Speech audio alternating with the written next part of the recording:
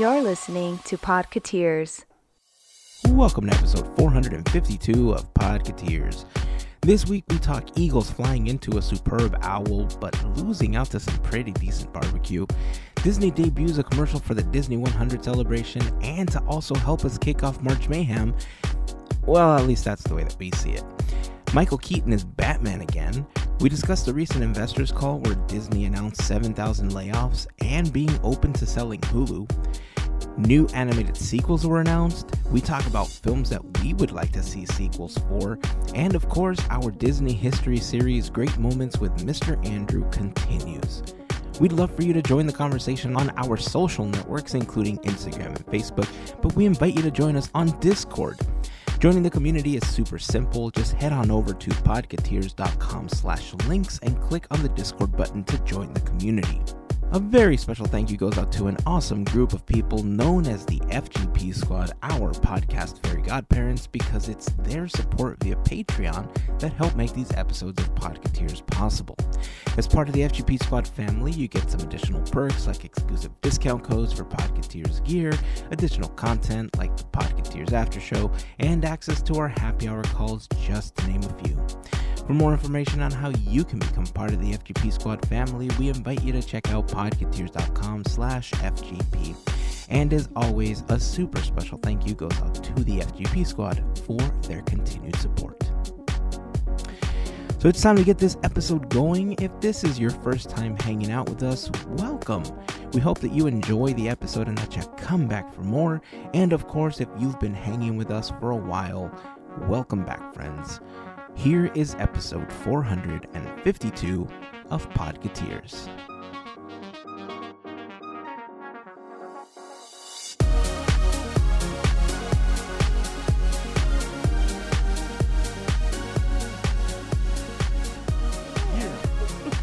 Yeah. Remember it? I don't know if anybody ever listened to like 90s hip hop. But almost every song started with like a, yes. Almost every song started with a yeah, or like some kind of like scream from whoever was like part of the song for some reason. Like that was like super popular. I feel like the Beastie Boys, where it's like yeah, this super yeah. There you go. Nailed it. Yes, but I mean, I feel like now I want to incorporate that into each episode. Is be like, yeah, Podketeers coming at you. Spotify, Apple Podcast, Google, iHeartRadio. Yeah, woo! There you go.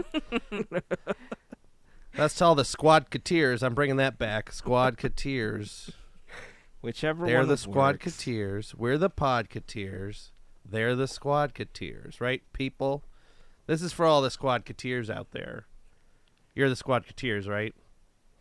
Yeah. See, they said it. Oh, did they? They said they're the Squadketeers. You just have to listen. Oh, I might be a ears. little too far. Maybe that's what it is. You I'm a little too listen far away with your to hear. ears. Hey, Zen. Yeah, listen with your ears. Woo! Wiggity, wiggity, what? Anyway. I guess congratulations are in order to the superb owl champions, the Kansas City Chiefs, because they did the sporting. They did it. They did the ball throwing thing and the running thing, and they got the giant owl. Play. The plays, and they got the giant owl. That is superb. Yeah, before it flew away. You want to know a fun fact? I don't know if I've ever talked about this on the podcast, but y'all know I'm not a huge like professional football fan. Like football to me can get boring because they play for like 3 seconds and then they stop for like 4 minutes and then they play for 3 seconds and stop for 17 minutes. So if I ever watch football, if I ever watch football, I prefer watching college football because I feel like there's less stopping and there's more action to it. And when Vince McMahon, creator of wrestling and WWE and stuff, created the XFL, I kind of enjoyed that a little bit more just because it felt like it was more high-paced. And now, DJ, The Rock, the Dwayne Johnson has, the XFL. He bought it from Vince McMahon, and I'm hoping that it's going to be a little more exciting. But, growing up, I didn't have a football team like a lot of my friends did. And I listened to K-Rock in Southern California, and one of the personalities on K-Rock was Ralph Garman. And Ralph was from Philly, and he's a huge Eagles fan. At the time, I thought, he was funny, and, I liked him as an on-air personality. And so at the time, I decided I'm just going to adopt the Eagles as my football team of choice. And so, he would always sing the fight song and stuff. And so I would always joke around. And so whenever my friends were like, oh, yeah, Rams, oh, yeah, Raiders, or whatever they, happened to be rooting for, I always said, yeah, go Eagles. And the Eagles, never made it anywhere, right? Like, the Eagles were horrible. And so occasionally I would keep up, and they would make fun of me for rooting for the Eagles, and I just didn't care. Like whatever team, right? Like for me, it was like whatever. And so then the Eagles finally made it to the Super Bowl years ago, and I was like, all right, hey, cool, right? This is fun.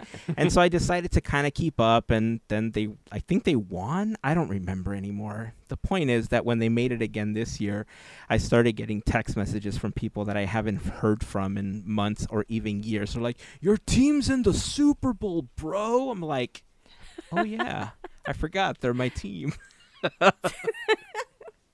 So Fly Eagles Fly turned into a not so great moment for them. I didn't watch the entire game. I just kind of decided to lounge around and play video games while it was happening. So it was playing on the side, but I wasn't necessarily paying attention to it. I didn't pay attention to the commercials all that much like I normally do, but I did start paying attention towards the middle of the third quarter when they were tie. And then I just kind of paid more attention until the end. And it was kind of intense watching the end of the game there. Oh, yeah.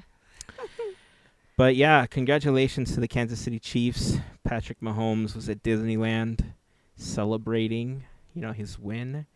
Not only did he have... only Disneyland. Yeah. It threw me off.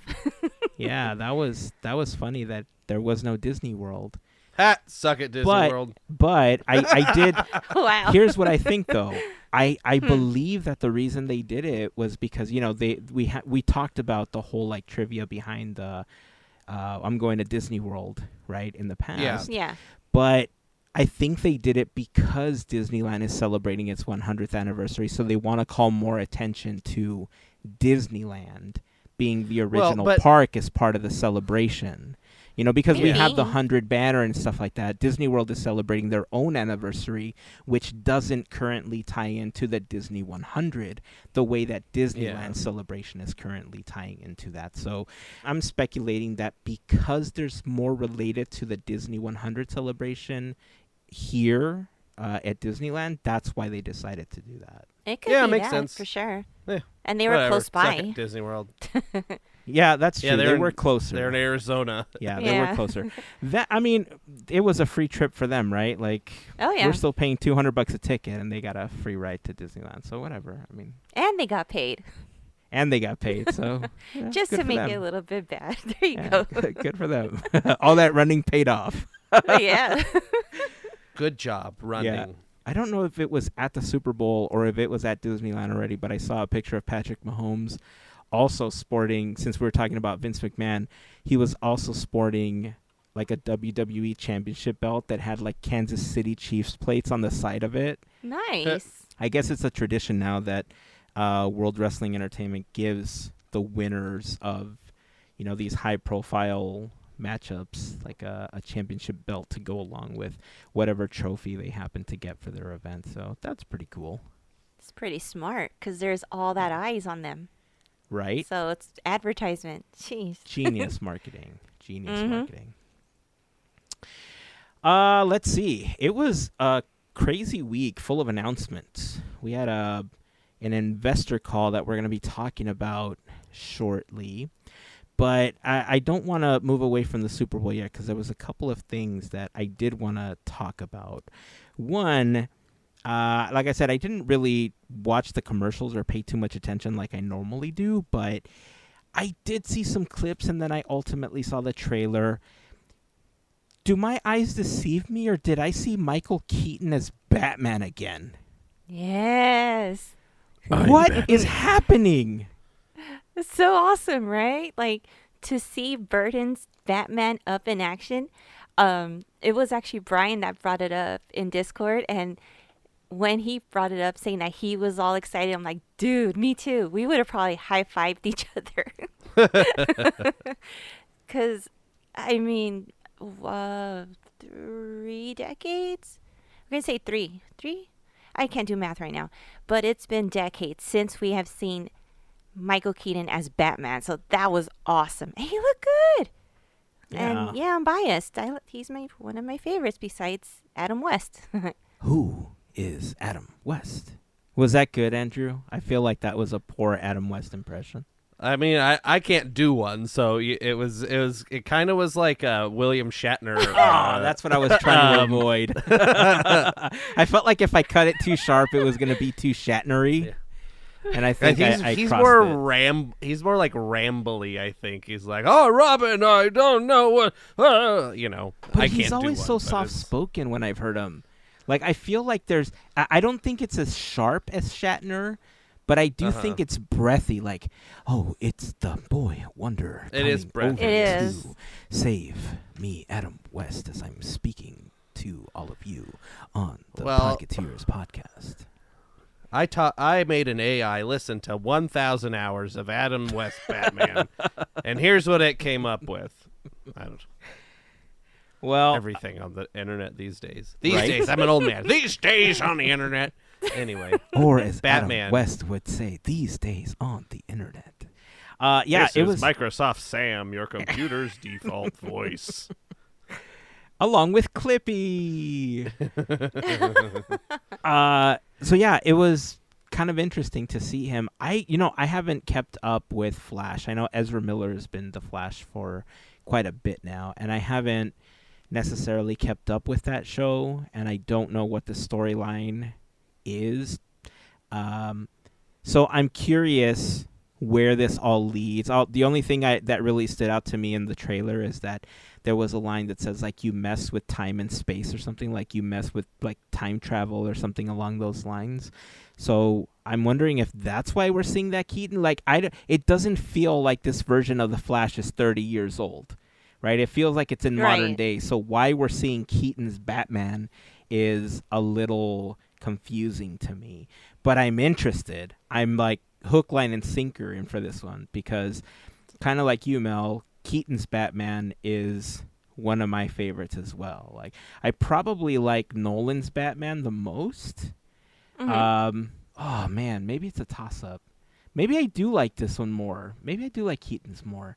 I don't know. I'd have to watch them again to tell you, but for now I'm going to say that they're tied until I watch them again. But the Burton Batman and the Nolan Batman are my two favorites of all time.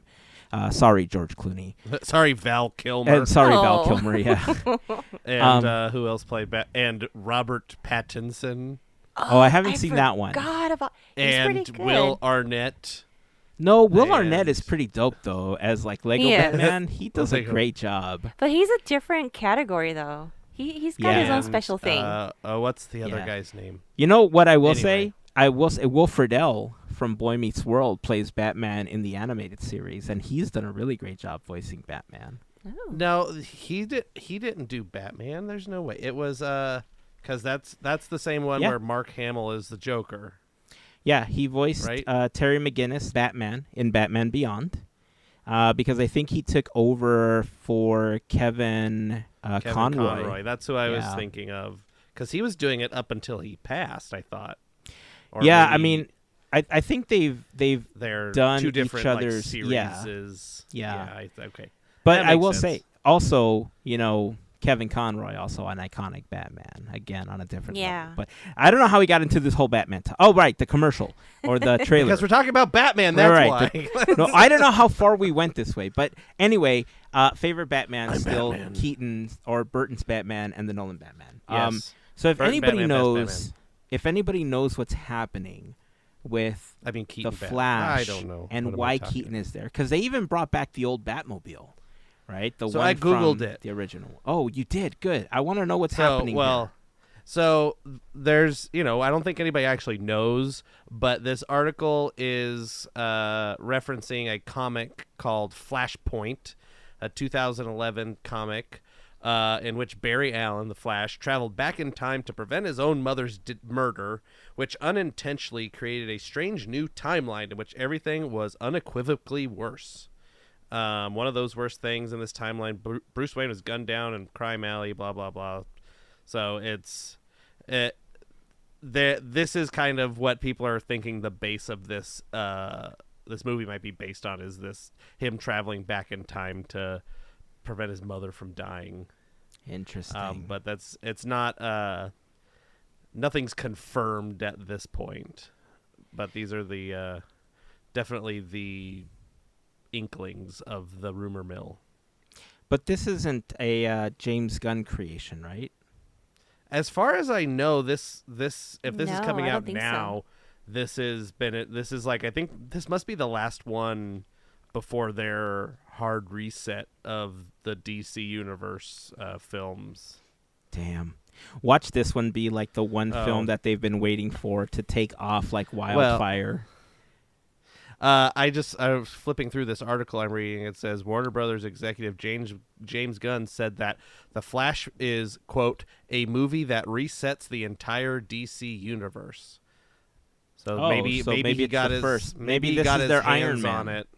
Yeah, maybe. Maybe this is their Iron Man finally. You know what? I hope it is. Like the DC universe. And then they just bring Michael Keaton Batman back. They're just like, just let's bring him back. Why not? If Keaton comes back as Batman, Robert Downey Jr. is going to come back for Ironheart or something. It's going to be a melee for who can bring back the old stars again. That you know would what?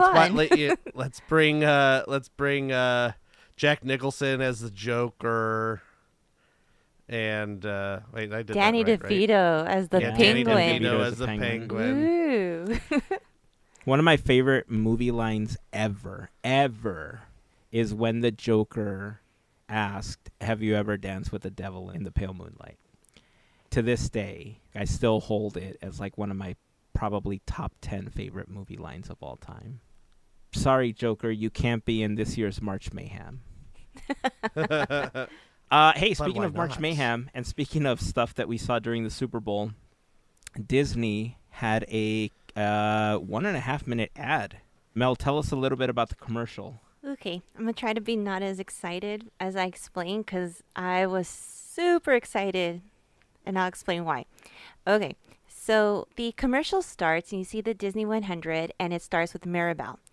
And they start bringing up like little moments that made us be like that just tug on your heartstrings, and little magical moments. And soon you'll start hearing one quote and then one quote, and it's these quotes in films that take you to like that magical place.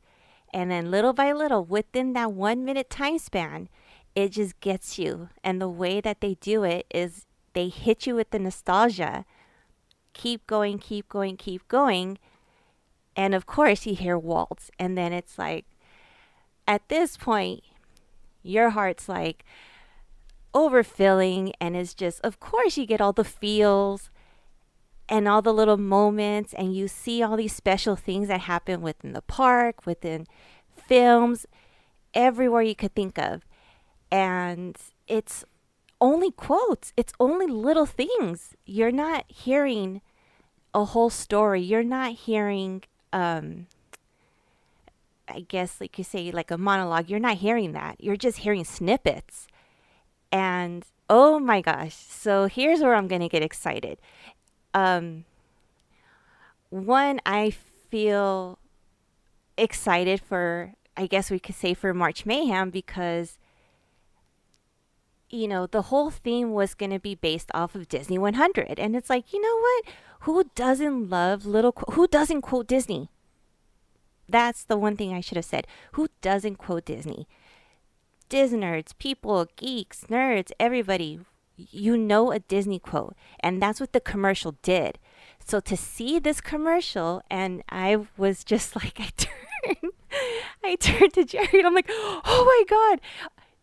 I'm like, are you seeing this? Are you hearing this? I go, this is why we kind of like collectively chose the whole idea for March Mayhem, like this, like quotes. This is it. Like, dang, I could be working for Disney right now. Right. Because this is awesome. And it's exactly how I described the commercial is why our theme is this, like what it is this year. It's to celebrate the 100 years. Remember how we were talking about the whole theme is wonder? And it's like, you just want to feel that. And that's what they give you is all the feels. So I was excited to see this. And I'm like, you guys have to see this because it just hits perfectly with what we're doing. So we're good. We got the ball rolling really well. Listen, No if pun there's intended. anything, if there's anything that I can commend the Disney company on is their super fast turnaround. Because for them to hear the episode where we announced what March Mayhem was going to be, and for them to be like, you know what, let's make a Super Bowl ad based on what Podketeers was talking about and what March Exactly. Mayhem is going to be about, that's a super tight turnaround for that long of a commercial that's going to air nationally. Yeah. So Disney, thank you for promoting March Mayhem for us. Mel, your idea is 125% bona fide Disney 100 material. reals. Yeah, to all of the editors that made this commercial happen, we just want to say thank you and bravo for such a fast turnaround after our announcement happened.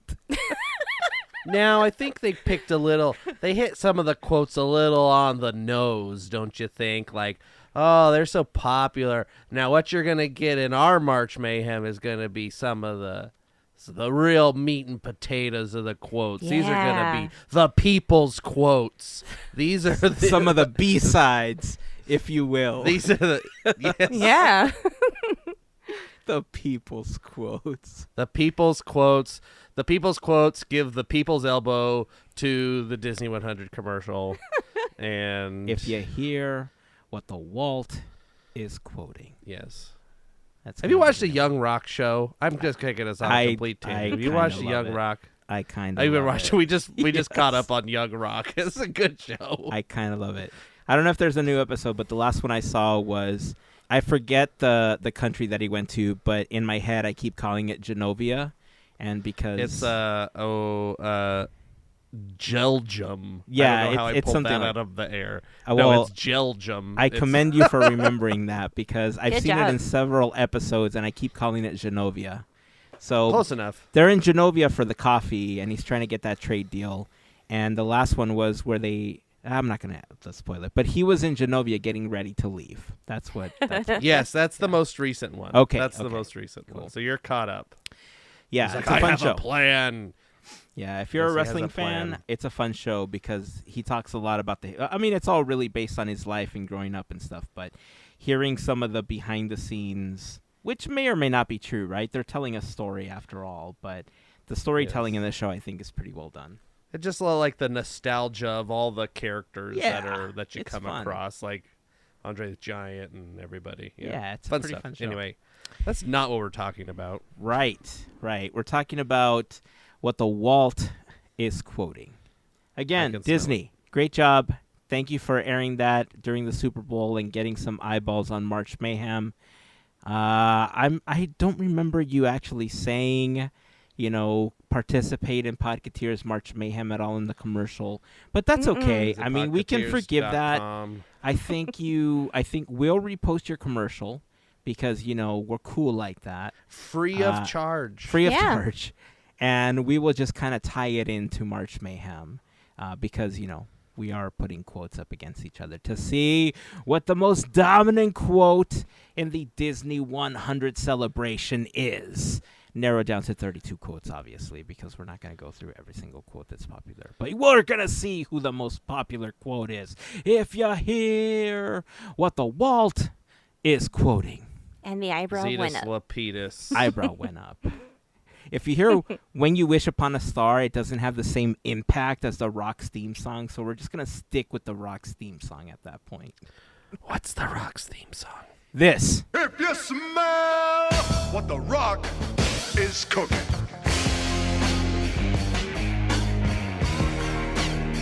says, the rock, the rock, the rock says. Yeah. Listen to that. Gets you pumping. Yeah. Good Yeah. job, Rock. That's like The Rock's. It's kind of like his album or whatever. Or what? No, he was on some diss track or something. What was he doing? Oh, right. He was on some song. Remember, he's on a song and he's like, it sounded like that. The guy from Epic Rap Battles, apparently. He appeared on a song by an artist named Tech9. It was a song called Face Off. And just like, Oh, I don't even remember like, that. he's just singing and singing, and then all of a sudden, like, He the Rock swears. appears. And He he's does like, a yeah, he's swear. like, it is not minivan friendly. For The Rock, No. that was a stretch, right? That's like Fast and the Furious language, not minivan Podketeers language from The Rock. But you could listen to Macho Man's album. I think most of those are pretty minivan friendly, where all he does is diss Hulk Hogan the whole time. Yeah. So That's anyway, a good. You know what? I have one of those songs saved on one of my favorite playlists. The Macho Man song. It's pretty good. one of these days during a call, we're just gonna play it. Just I don't even watch wrestling. Why do I talk about wrestling so much? I don't know, but I enjoy it, so keep doing it. By the way, thanks to the FGP Squad members that hung out with us over the weekend. We did a happy hour call. We played some games, hung out, had some fun. I never thought I would end an FGP happy hour call saying to myself, wow, we sorted underwear brands today. But that was a thing. That happened. We did it. I saw the picture and I'm like, what happened? Because, I mean, things happen, but... Yeah, I mean, look, the FGP happy hour calls are fun because they're a little more adult than the podcast, right? So we let a little looser than we normally do on the podcast, and so we play games, and we tend to play a lot of Jackbox games, and the most recent Jackbox release 9 had a handful of games that we hadn't played yet. What was that one, Andrew? I don't remember. Was it Quicksort? The last one was Quicksort. That's yeah, the one with the sorting stuff. underwear, right? Yeah, that's the one. Okay, Jackbox 9, right? Yeah, so we played this game Quicksort, and the idea in the game is that they give you this like conveyor belt looking thing, and there's all these like blocks that they give you an objective, like list everything from oldest to newest, or from shortest to tallest, or whatever the objective happens to be. And so they randomly throw these things at you. Like one of ours, FGP Squad member Heather and I had to sort celebrities from shortest to tallest. And so they were throwing out like Shaq and Khloe Kardashian and Danny DeVito. And so we had to like layer them in order, right? There was one weird. Who was the weird one that was in there? The comedian, Bo Burnham. Oh, was in Bo there. Burnham. I was Yeah. like, how am I supposed to know how tall Bo Burnham is? Yeah. I guess if you've seen him in person, you kind of know how He's tall 6'5", he is, right? apparently. But, Oh, yeah, wow. he's pretty tall. And yeah, they give you two options. They ask you like, do you want to sort from this to this, or do you want the mystery option? And so we went mystery option because it was something that we both felt was pretty difficult. And the topic was sorting undergarment brands from oldest to newest. And we did it. That was a thing that happened. So we've sorted underwear brands on a call, but it was fun. Out of all the games that we played 3 different ones. Quicksort was probably my favorite one, personally, of all of them. So definitely a game I think we're going to want to play in the future. We capped off the night with some Disney trivia questions. I was the worst host in history because I was just whispering hints for all the trivia. But hey, everybody won. It was great. Hey, as long as everyone had a good time. So thank you to the FGP Squad members that made it out. They were the real MVPs of the night. Heather, Albert, and Miguel. Hopefully we can have another call soon, and we'll be able to have more members of the FGP Squad join us. Those calls are always fun. A lot of our friends usually tend to join us, but some of our friends are on East Coast time. and it tends to be a little more difficult for them to join, especially if they have Yeah, work. whatever, Gavin. Yeah, Jason. Jason. I will say that Gavin is my fault because I typed out the message with all the information to join us, and Hazen forgot to hit send. So it was typed Aw. out. Fallen victim to this multiple times. So I didn't hit send. So Gav, sorry, that's my fault. But I will All right, send the next one. Hazen. Yeah, it's totally Hazen's fault on this one. Fun times, but we're gonna have one soon. Everybody can join us on that one. So.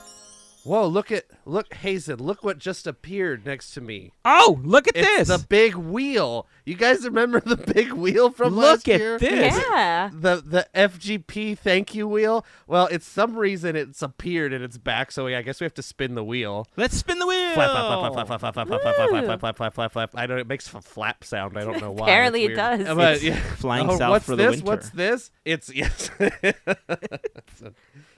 What does this say? It says Jessica. This is very strange, Hazen. I don't remember Jessica, an FGP member Jessica.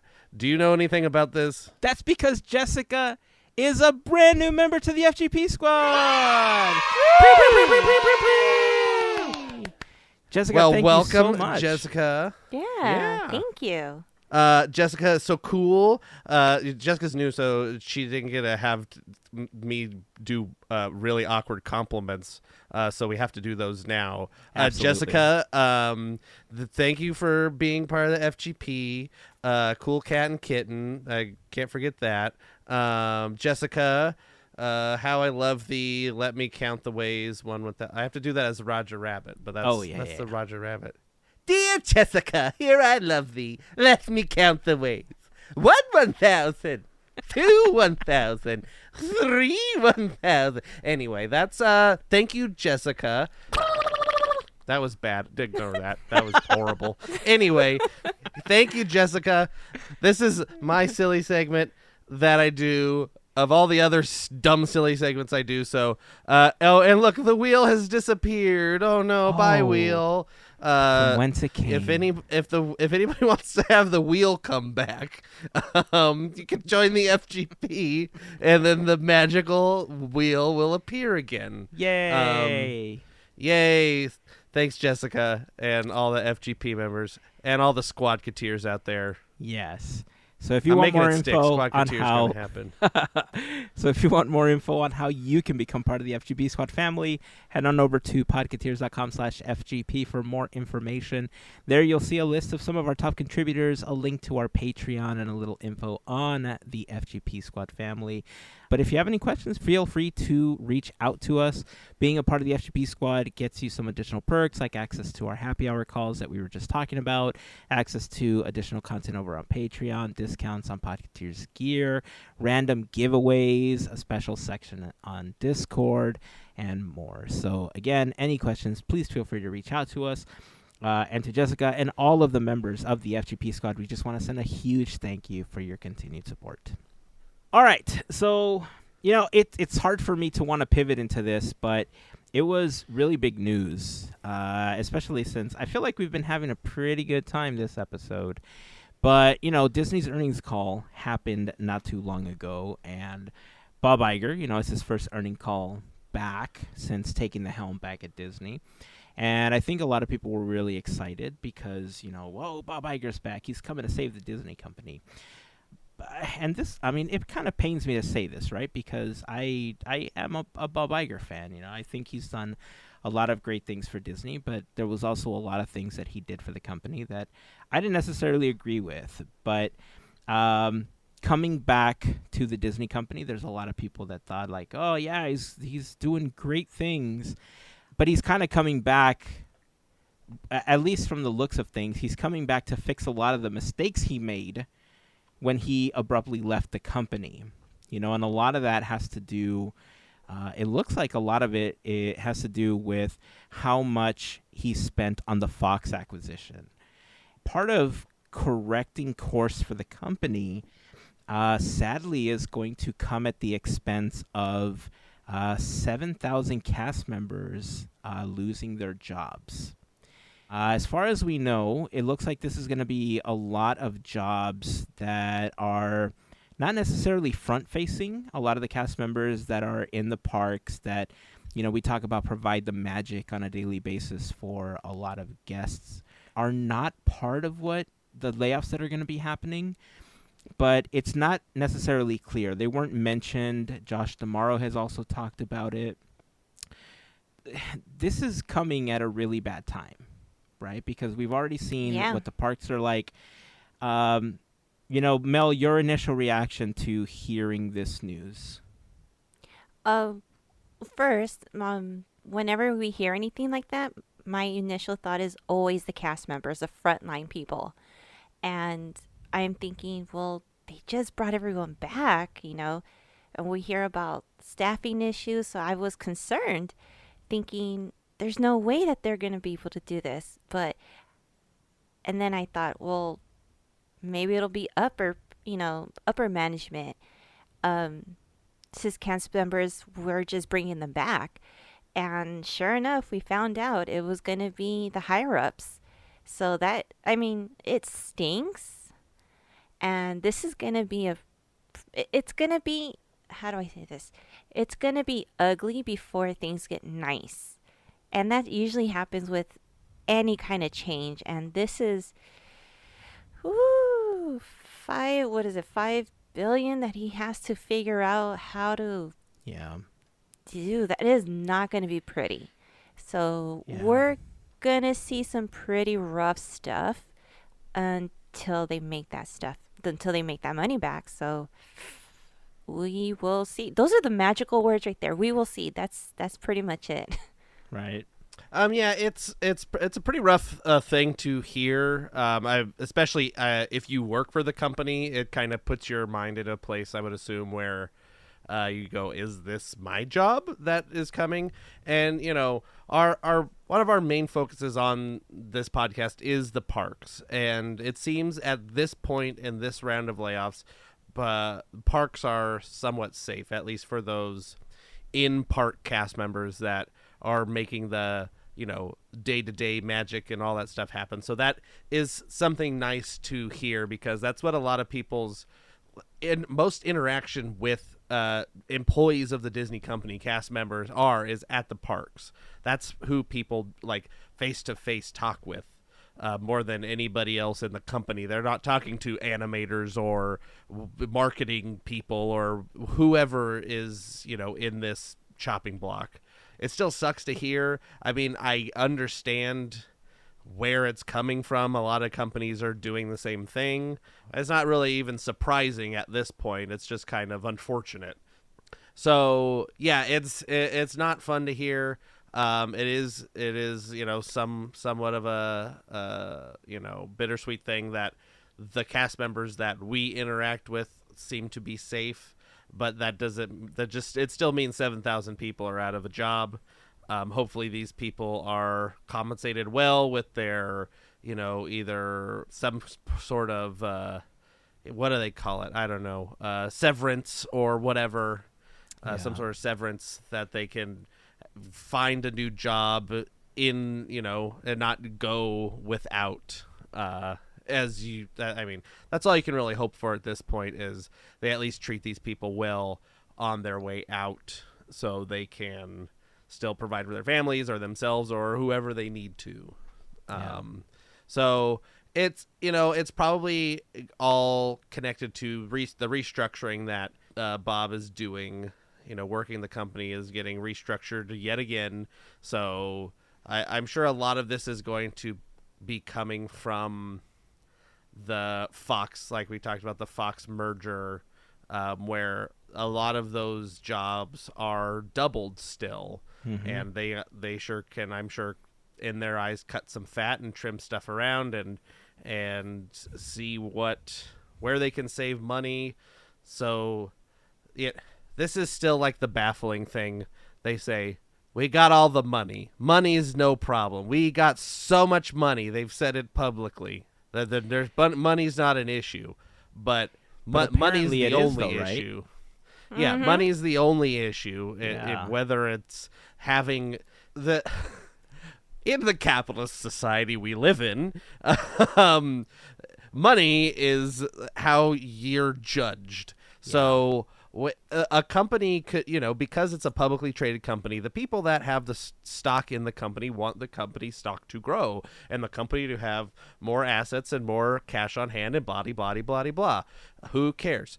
But that becomes an obsession and, appeasing stockholders, because if you don't appease the stockholders, then they oust you or whatever and take over and do all this stuff. So it's this hard dance that they're having to do of balancing appeasing the stockholders and then also appeasing the fans of the company that actually, give them the money, buying the things and seeing the movies and what have you. So when the stocks, make such a big impact, it's hard to just spend money because it'll make people happy. It'll grow the brand. It'll, foster goodwill. It'll what have you. It'll do a bunch of stuff, but will it make us money?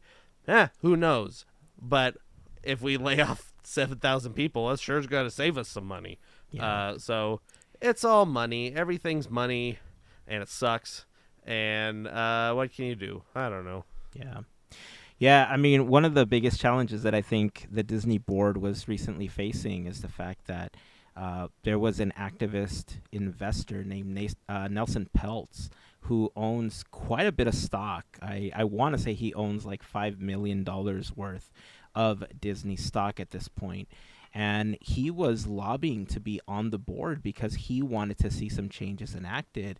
And I guess he had an opportunity to sit down with Bob Iger because he publicly spoke to some media outlets, and he said, this is over. I'm not lobbying to be on the board anymore. It looks like Bob Iger is going to be making some of the changes that we've been asking for, because when you own that much stock, how much money you're making, obviously, like you said, we're in a capitalist society, right? Everybody that is making money wants to continue making money. And so the 7,000 jobs that are being cut, it's approximately 3% of Disney's workforce that's being cut. That $5.5 billion in cuts is going to be split up between like two segments, right? It, like you said, it's not going to be the front-facing cast members. They're calling it non-content costs. And it does include labor costs. How this is all going to play in to the additional challenges that they've been facing in Walt Disney World with the recent union discussions that didn't really go their way, where unions were lobbying for Disney to offer pay raises to a lot of the cast members that are currently working on property, including people that work in the parks or in hospitality, stuff like that. I believe one of the deals they were trying to strike was to try to raise the minimum that they're making to around $18 an hour to start, like a $1 increase. And for some, including those that work in food services, had the opportunity to make up to $20 starting within the first year. That deal apparently fell through, and I don't know if it has anything to do with it being connected to these jobs that are going to be lost, or how those negotiations are going to continue. So we're going to keep an eye out on that. But Bob Iger's coming in and he's making a lot of changes that were made by Bob Chapek. That restructuring that you were talking about is essentially taking the organization and putting it into three major business segments now. Josh D'Amaro is going to continue to lead the parks, experiences, and products. And Jimmy Pitaro is going to be leading ESPN. And Disney Entertainment is going to be co-chaired by Alan Bergman and Dana Waldman. This is a major change because Bob Iger's kind of deconstructing the media, the DMED portion of the company that Bob Chapek had put in place. And it's interesting because I know earlier in the year, a few episodes ago, we talked about, what would we like to see happen in the Disney company this year? And one of the things that I talked about was I think we're going to see a sale of Hulu. I think the Disney company is going to work really hard to, take over Hulu from Comcast, and, they're going to merge Disney Plus with it and all sorts of stuff related to that. And in this earnings call, or in now these recent interviews and these talks, Bob Iger has kind of flipped the script.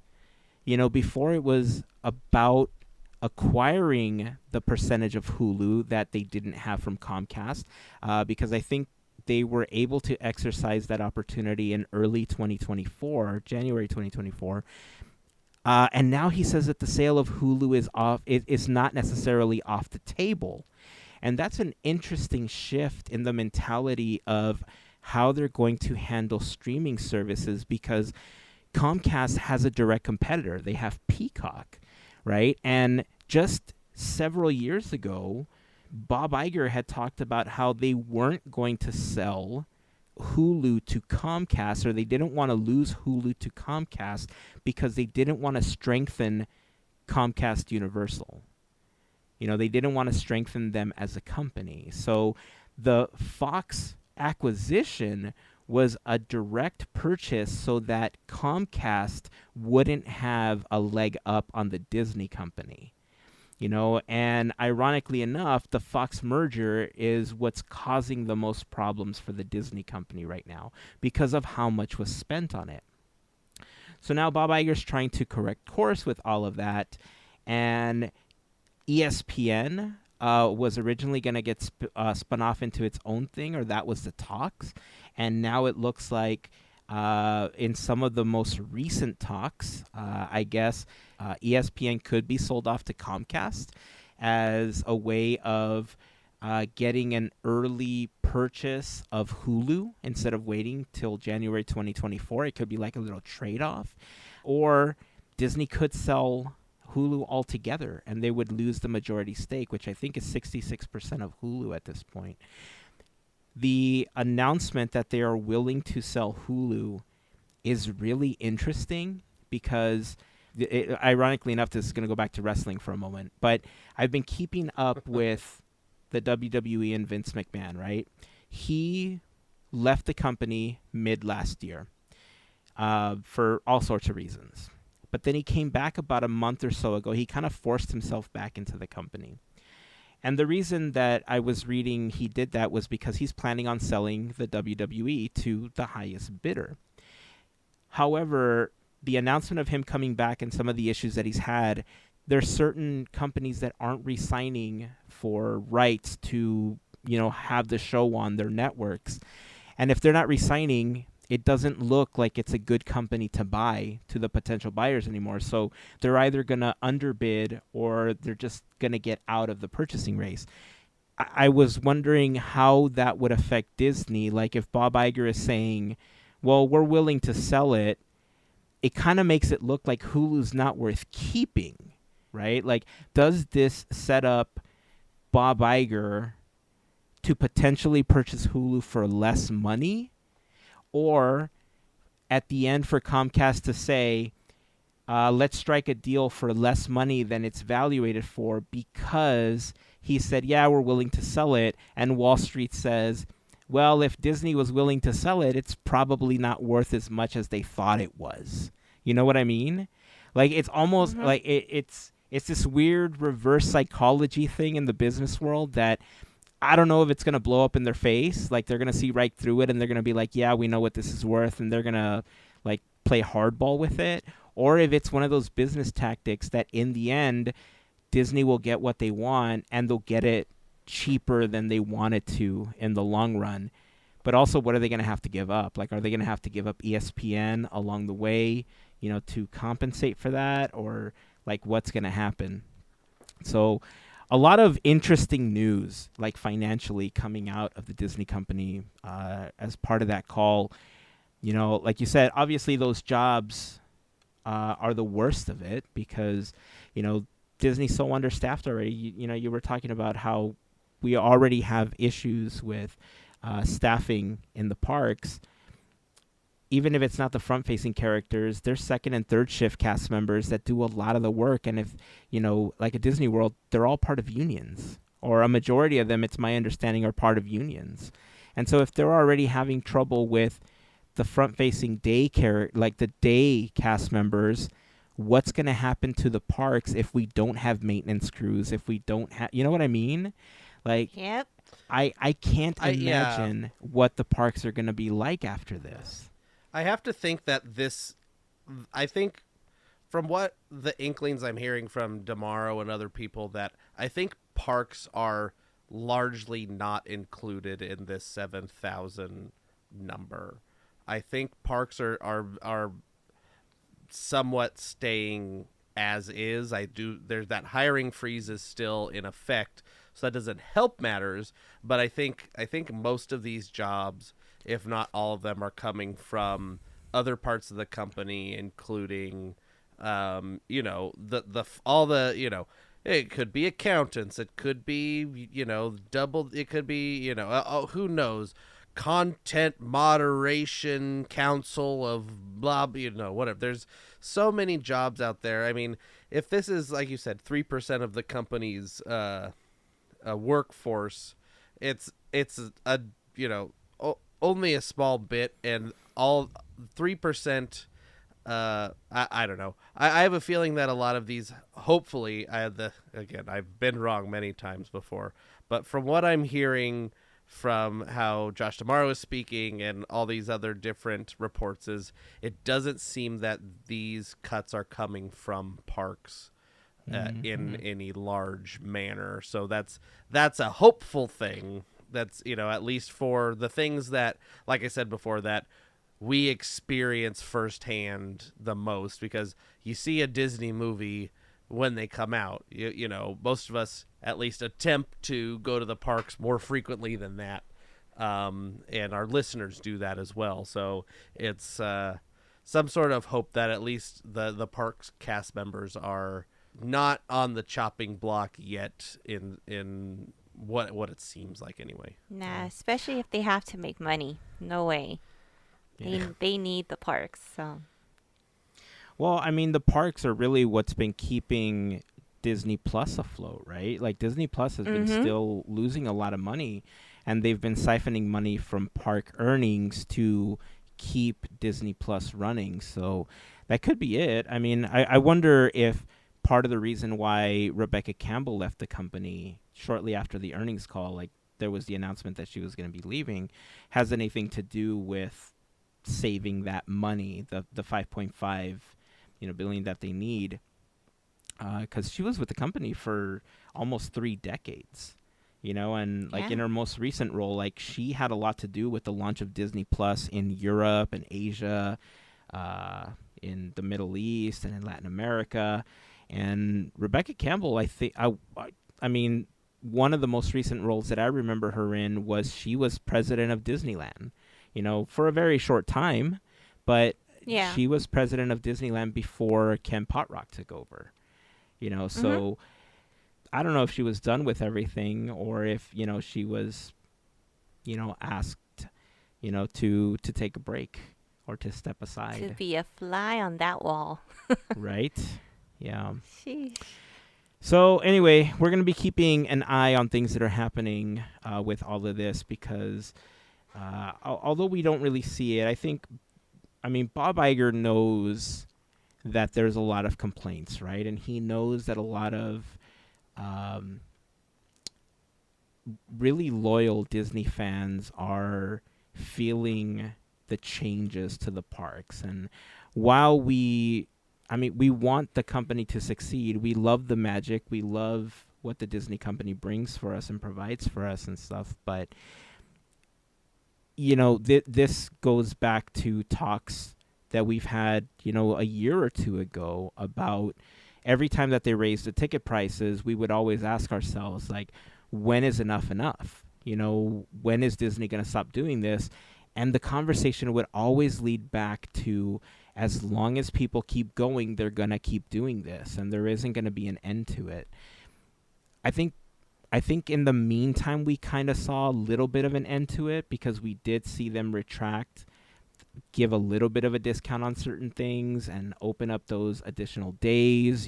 Josh Damaro announced that for the Disney 100 celebration, they were going to be opening those additional days. There was going to be discount tickets and stuff.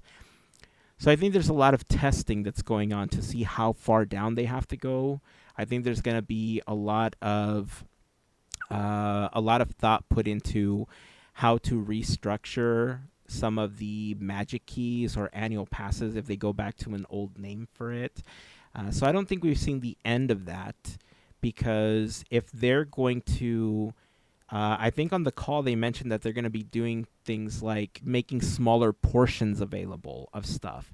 Like the portions are already kind of small as they are now, and they were already cut not too long ago. So what are portions going to look like now? Are we going to end up paying $20 for a bite-sized burger like we do for the Ooh. Festival of Holidays or for any of these food things that they Yeah. have? You know what I mean? Samples. 1/4 portion. It's going to be interesting to watch these changes get enacted in the parks, but we'll keep an eye on it. We'll keep talking about it, and then, you decide, what you want to do as a Disney fan. I think everybody has their limit as to how much they're willing to continue supporting. Everyone's limit is different, and I think Disney's trying to find the halfway point between not making those people angry but still making as much money as possible. Although it's always going to lean towards let's make as much money as possible for them. Oh yeah. So, but yeah, we'd love to hear your thoughts on any of this part of the conversation or anything that we talk about in this episode, obviously. Join the conversation over on Discord. We'd love for you to join the community. If you haven't had an opportunity to join us, head over to podketeers.com/links, and you will find an invite to join us on Discord there. Let's take a little bit of a shift, because as part of the same call, there was some other stuff that I think a lot of people are going to be super excited about, but I was interested to hear what you all thought about some of these announcements. Bob Iger talked about how I'm going to mention all of them, and then you can kind of give me your thoughts on them. But one, an Avatar experience is coming to Disneyland. And we're also getting sequels. We're getting Toy Story 5, Zootopia 2, and Frozen 34. Your thoughts on those? Why are we being punished? I'm sorry. That Frozen was the 33 first was thoughts enough for I- you? No. 1, 2, Sven's 2 was enough. revenge.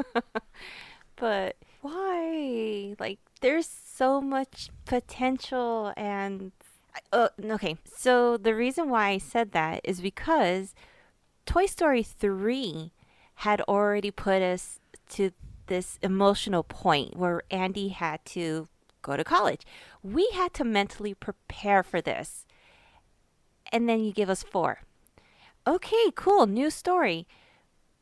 But we were still kind of like dealing with 3, and it's like, what else can we do? It's like, it's already been so emotional. Now you're playing with our feelings and stuff. Again, no pun intended. But 5? Really? Really? No. No.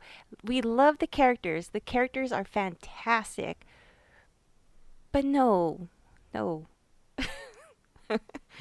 Yeah. Yeah, Frozen. Why? Like, we went through 5 years of Frozen. Why? I am so whiny right now. I'm so sorry, everyone. Look, But I'm Zootopia, telling I'm you, okay with. all 33 movies for Frozen. That's a lot. It is. You could only take so much. Andrew, go ahead. Yeah. Let's see. Avatar at Disneyland.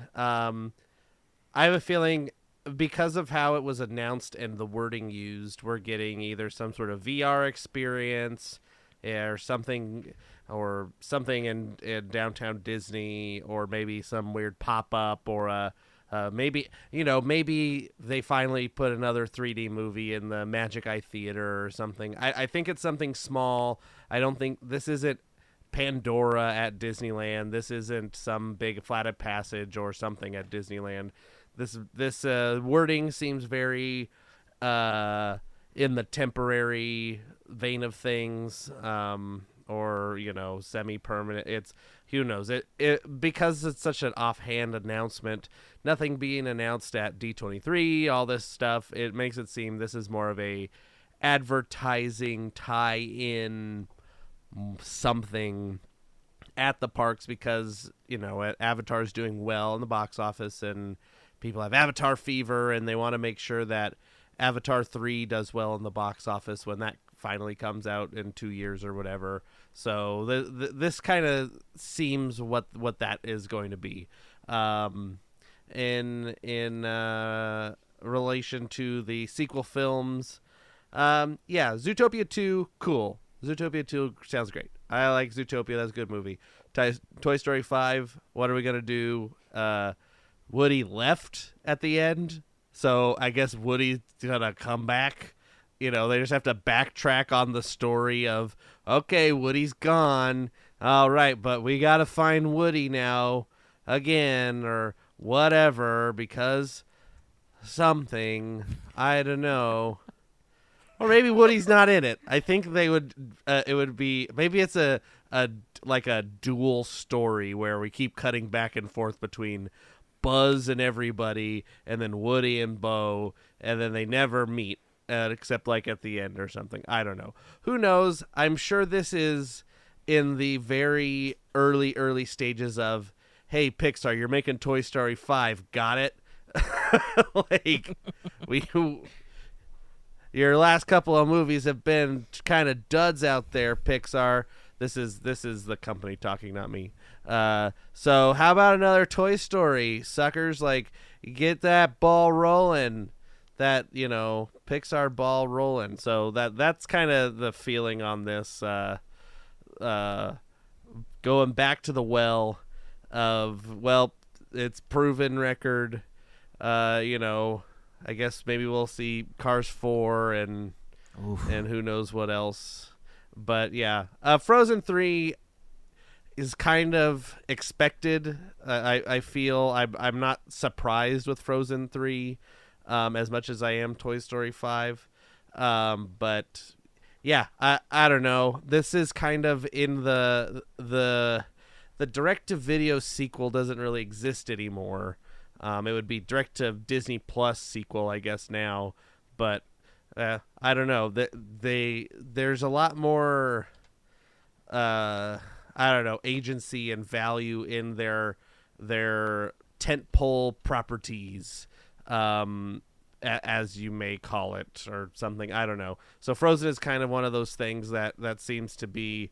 It must be selling well still in stores for toys and merchandise and what have you, and dresses and whatever else Frozen they sell still. So the numbers have to be there for them to do it. I don't know. Josh Gad had a tweet that said maybe it's a crossover movie between all three of them, and I thought that was kind of funny. It was like what do you call it? It was Toys in Topia or something. I don't remember. It was some weird. Nice. Yeah. I mean, I kind of agree with both of you on the front of the films, right? Mel, you're right. Like, Toy Story 3 was such a great wrap up that when they announced 4, it was I don't know. It just felt weird that they would ruin such a great ending. Not that 4 wasn't good. It's just 3 had such a perfect ending, right? Like, Yeah, why it would you did. ruin that? So, I mean, I don't know. Toy Story 5 can focus on someone else, maybe. Maybe we get a flip of the script and we get a Gabby story and why she turned evil to begin with or something. Like, but I mean, I don't know. It's hard unless Woody Mr. leaving. Prickle Pants, the movie. Right? Unless Woody leaving, like the gang gets into some sort of, pickle, because Woody's not there to be, the one calling the shots for them. And so Buzz calls him on the Fisher-Price phone and it rings across the country and he finds a way to make it back to them. Because losing Woody is already a story we've heard, right? Like, why would we want to hear it again except cross country? So it's interesting, obviously, because we're past Andy. This is all Bonnie's toys now, and so who the focus of the film is going to be will say a lot about where they want to take the franchise next. I can't imagine that they'll want to focus on, like Bo Peep or Jesse or anything like that. If anything, they might want to focus on Buzz. Even though we got Lightyear, I'm wondering if they're going to refocus on Buzz to make up for what they couldn't get out of Lightyear. And so this will be Buzz's story, like Buzz the toy, not Captain Lightyear's story. So it would make more sense to kind of make back some of that money if they can. But it seems like a lot of time and effort to invest to make good on a film that I thought was good, right? But to them, it didn't make them the money that they were possibly expecting to make out of it. Frozen, you were right. It was inevitable. It was going to happen at some point. And Zootopia 2, that's an interesting choice to have a sequel for, especially considering how the undertone of the film was so political and like racially inclined, right? I'm wondering how they're going to what they're going to focus the story on for the second one, to either keep that going, or to completely shift away from it. I'm kind of intrigued about a Zootopia 2, just because I'm curious to see how they're going to handle the story coming out of what I thought was a pretty well structured, part one. So, as we like to say, I guess only time will tell, or I guess we shall see. Yeah, only time will tell. Yeah. Now, the Avatar thing, I think you're right, Andrew. I think what we're going to end up getting is some kind of experience in one of the theaters, possibly Interventions, because that's the biggest space that we have available that's kind of empty. There isn't really a lot there. Would we like to have seen some kind of Tron thing there? Yes. But Yes. I guess, like you said, since the film is doing so well, it only makes sense for them to do something like this. What I'm imagining is also very similar, some kind of VR experience where if you think back to the stuff that they were doing with The Void in Downtown Disney, I'm thinking that they just bring that experience to Interventions. They set up a couple of what are those dragon things called that they use in Flight of Passage? Ikron? Yeah, sure. Those things. Like, they bring a couple of light cycle looking things you sit on, similar to Flight of Passage, but on a smaller scale. And you just kind of have this VR experience, riding through Pandora or something. Or they have multiple of those, and then they can, get more people through. But that, and they'll probably have some of the costumes as well, and, some of the stuff that they use for Avatar 3 and everything on display. So I'm pretty sure that it's going to be some kind of walkthrough thing. I don't think it's going to be an attraction or anything. Definitely some kind of walkthrough exhibit, and hopefully some VR experiences where you can kind of fly through Pandora or whatever, turn yourself blue and get a picture of yourself turning blue, like you would at Memento Mori, but turning into I don't know. Baba I'm rambling dee, now. Baba But it's die. Avatar, so like Baba dee, whatever. Baba die, Baba dee, Baba die.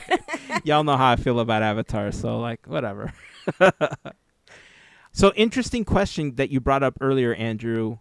If we were going to create our own sequels, if Disney came to us and said, "Hey, look, we're hard up for sequels right now. What do you think we should make a sequel for?" What would you like to see? Like, if you could do one Disney animated feature sequel and one Pixar sequel, which one would you like to see? Well, I mean, my money's on Roger Rabbit 2. I mean, I know it's not a full animated feature, but that's, I'm going to just put it in there. Roger Rabbit 2. They've tried to develop it before. There's been multiple scripts of Roger Rabbit 2, mostly prequels, yada, yada, yada. It gets some traction every once in a while, but it's very unlikely that happens. I think we had our spiritual sequel of Chip and Dale Rescue Rangers, but still, I would love to see Who Framed Roger Rabbit 2 or whatever they might call that. For Pixar, I don't know. I think the best money is probably in The Incredibles. I think that has the most like potential. Like superheroes are always prevalent, but what I think I would probably like to see personally most of all would probably be a Bug's Life sequel. I'm a big fan of Heimlich. I'm a big fan of all of the bugs. I think those are a lot of fun characters that have been away for quite a while, and who knows what they're up to, Francis the Ladybug and all those folks. So I think Roger Rabbit and A Bug's Life are my choices there. That's cool. No, what about you? Okay, so I totally blanked out and didn't hear animation film. Yeah, do whatever you want. So my head, There's and I no have it rules. written down. I swear I have it written down. Yeah, it may be too soon, but I was like, Tron 3. No, that's not going to happen. So, I don't know. Jared Leto. in my own world, it hasn't happened yet. But, and so I was going through like, okay, all the different animated films. This one, nope, there already has a sequel. This one, nope, nope. I was like, almost every single one has a sequel. And, some of the classics I wouldn't want to touch.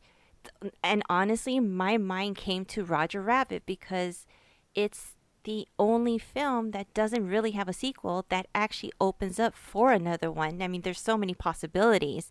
I kid you not, I even went through like Silver Age, Renaissance. I'm like, I can't think of anything because they've all been done. Thanks, Disney. This is why we want original stuff. Yeah. So, my vote is for definitely Roger Rabbit. For Pixar, again, went through and I'm like, okay, well, this is coming up. We already have sequels coming up. We have that. And I'm like, well, I wouldn't want to see one to Coco. One is enough. Encanto, maybe too soon.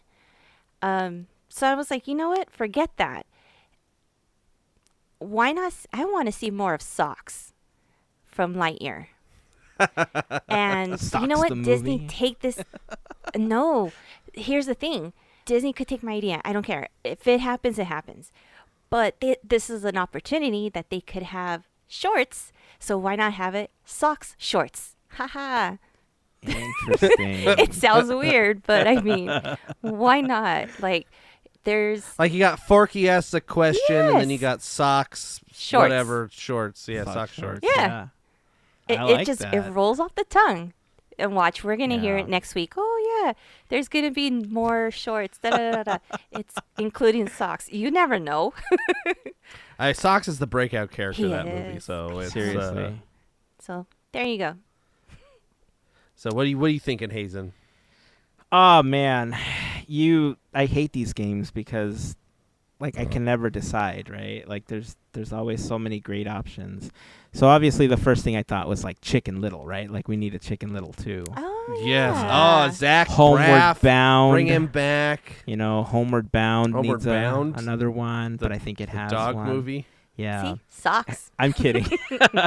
No, I'm kidding. I mean, look, honestly, when you look back at the animated films, you're right. Like a lot of the films that you would think would make sense to have a sequel, a lot of them do have sequels. Like one of the first ones that came to mind was like, oh, Atlantis needs a sequel. I was like, oh, Milo's Revenge or Milo's Return. So it's hard to really pinpoint like what you would want.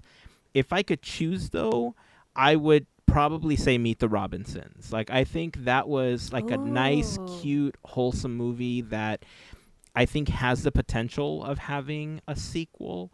And I also don't think the film got enough love when it was first released. So I feel like that's one of those like lost Disney treasure films that, should get a sequel. Yeah. And then, but if I could choose guy. but if I could choose another one, because I had the same problem with like Treasure Planet, right? Like I did with Atlantis. Treasure Planet itself doesn't have a sequel, but Strange World seems like the spiritual successor of Treasure Planet. So I kind of, in my head, it kind of counts like it. Yeah, but there's no treasure and there's no planet. So I mean, there is treasure and there is a big turtle planet, so kinda ish. yeah, but there's Ish. I know what you're no saying. Weird dog people. I know what and you're there's saying. no I know. cyborgs. And anyway. So the only other film that I thought I would probably like genuinely enjoy a sequel to, maybe even in the newer style of the animation, is Treasure of the Lost Lamp. Because Treasure of the Lost Lamp was so Indiana Jonesy to me that they did like a really great job with the animation. The story was fun to follow. So if they had another adventure similar to that with like mimicking another film or something, I think they could do a really great job with a DuckTales sequel to that. So Just another Indiana Jones movie. Just another one. Yeah, just as long as it doesn't involve a crystal skull, I think Scrooge is okay. Crystal femur. Crystal femur. So yeah, I think if I had to narrow it down, I would say Meet the Robinsons, and in a close second would be DuckTales. And then for Pixar, and it's not really Pixar, it's more Disney animation than Pixar. And I'm only saying this because I feel like the teams are kind of meshed together for a lot of this stuff. I went superhero as well, but I would want to see a successor to Big Hero 6. And the only reason I would want to see Big Hero 6 is because I think there's a lot of potential in the comics, and I always joke about wanting to see Baymax in dragon form. And I think the sequel to Big Hero 6 could be when Baymax gets upgraded, and now he's got this like dragon thing that he can turn into to fight crime and stuff. So I know it's not Pixar. I have a question. I was gonna say, did you just put Big Hero 6 as a Pixar movie? No, that's why I'm saying. Reason? That's why I'm saying that I'm more like it's not necessarily Pixar. It's kind of more in the 3D space for Disney animation, because a lot of the Pixar films are great on their own, right? Like would I want to see a WALL-E 2? I don't know. WALL-E 1 was kind of perfect. Like, why would I want to see a WALL-E 2 where they could ruin it? Up, like, what are you gonna see? We have Doug Days. What are you gonna see? Carl at the retirement home? Like, these could be prequels too.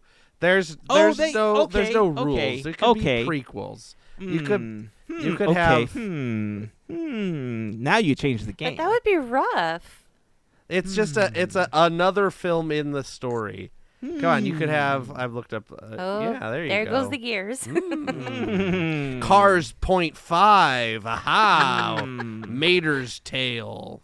Are we already getting an Inside Out 2? Like, has that been confirmed? Yes. Yeah. That's 100% confirmed. And only half the voice cast is coming back, and it's weird. Yeah. I think we talked about it on the show. Right. Okay, then if that's going to be the case,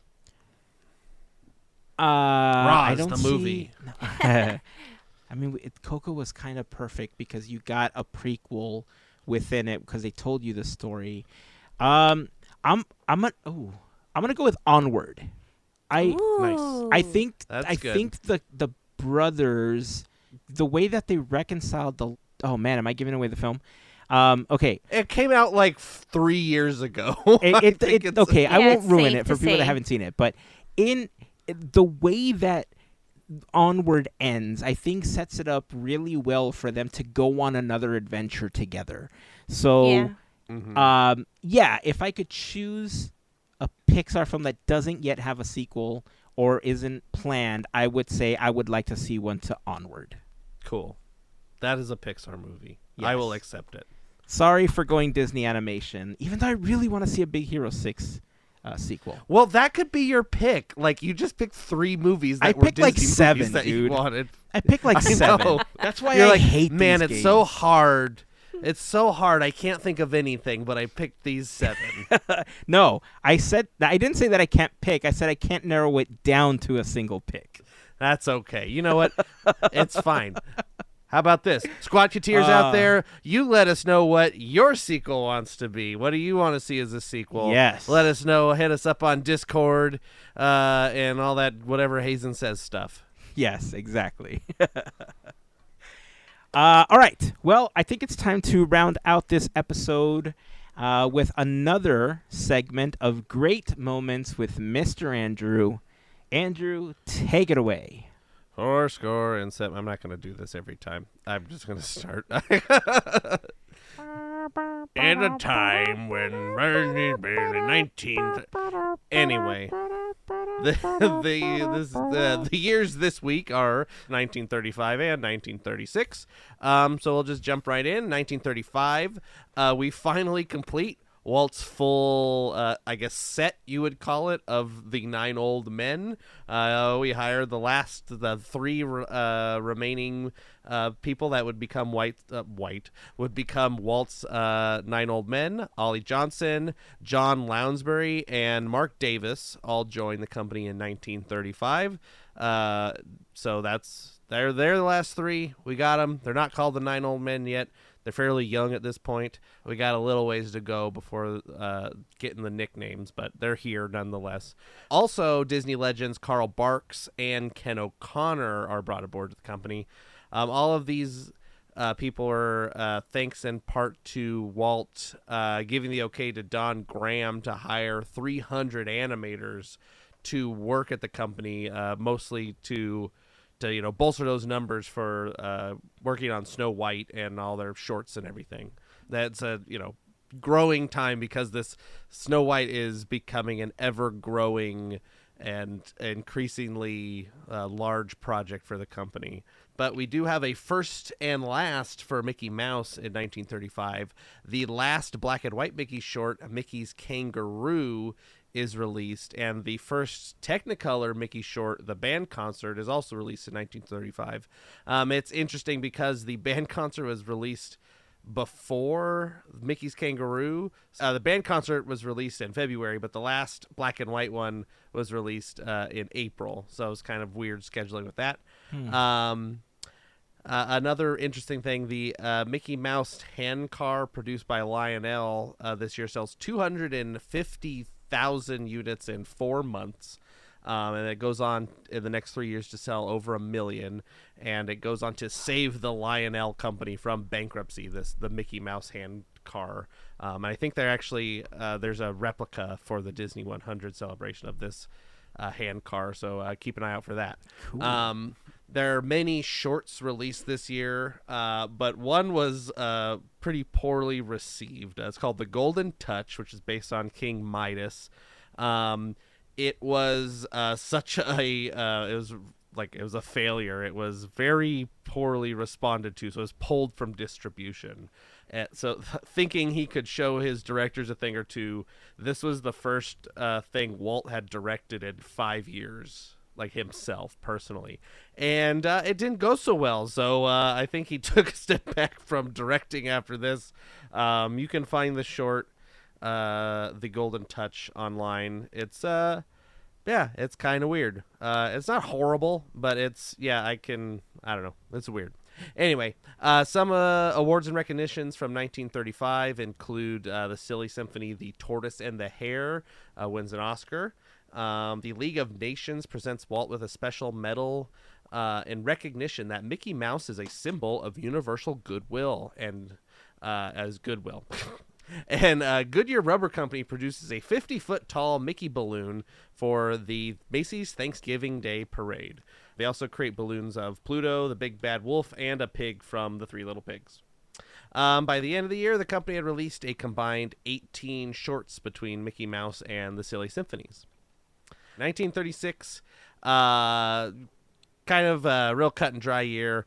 they're working hard on Snow White. This is the company's like main focus.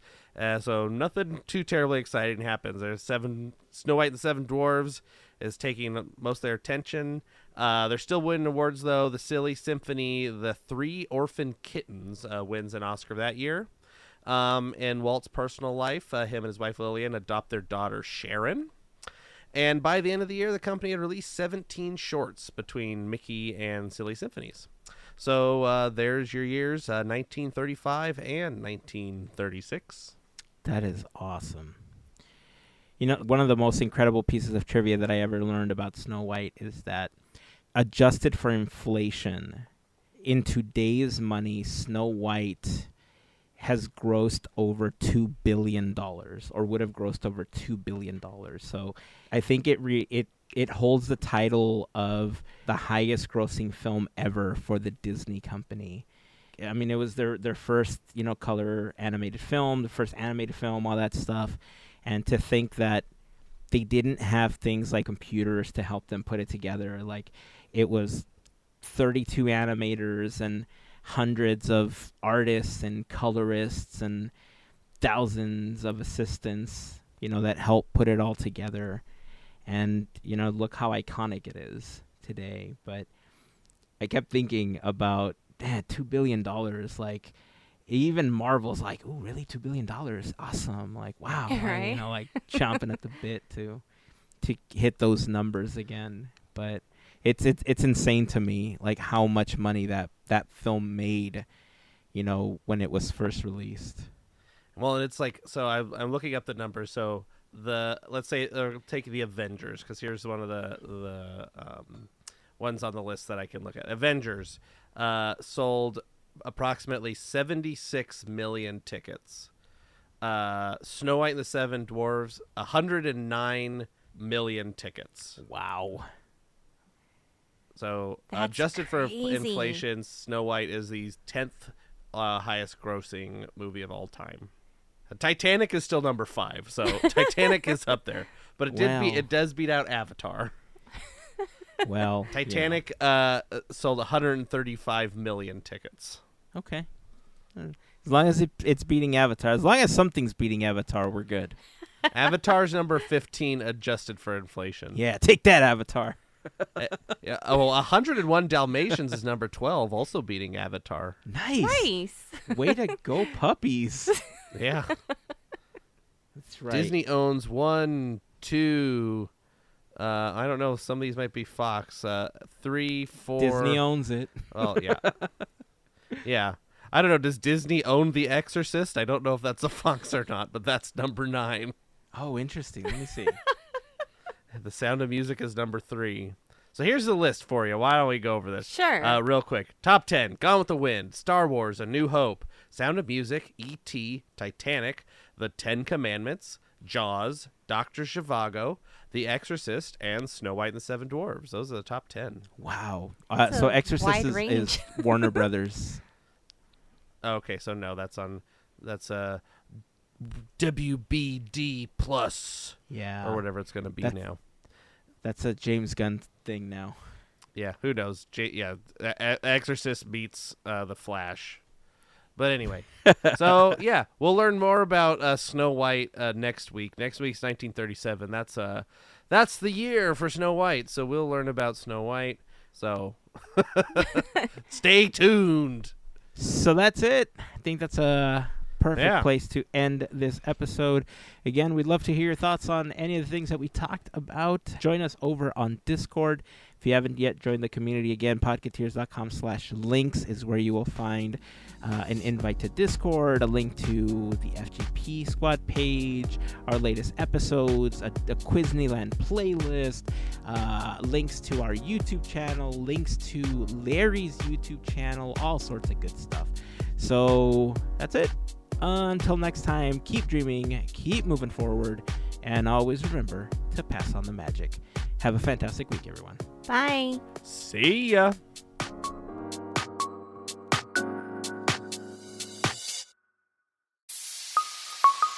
Part of the Podketeers Network.